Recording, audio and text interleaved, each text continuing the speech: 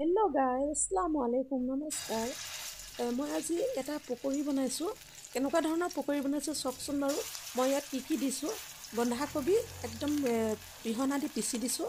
তাৰপিছতে গাজৰ আৰু কেপচিকাম, জলকীয়া দি পেলাই বেচন দি খুব ভাল ধৰণে জলকীয়া মছলা দি পেলাই আৰু জলকীয়া গুড়ি, নিমখ, হালধি আৰু মছলা দি পেলাই মই সানি পেলাই ধুনীয়াকৈ এইটো পকৰা বনাইছোঁ।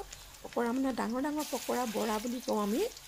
ডাঙৰ পকৰা তাৰ মাজতে এনেকৈ বহল বহল কৰি পেলাই আৰু খুব ধুনীয়াকৈ সানি পেলাই ছফ্ট কৰি পেলাই এই ধৰণে মই বহল বহল কৰি দিছোঁ। তাৰ ভিতৰতে মই কি দিম এতিয়া চাওকচোন বাৰু।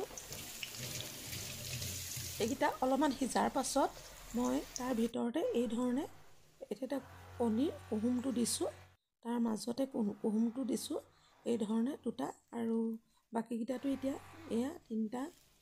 এইধৰণে কণীটো ভাঙি পেলাই তাৰ কুহুমটো দিব লাগে, বীজটো দিব নালাগে।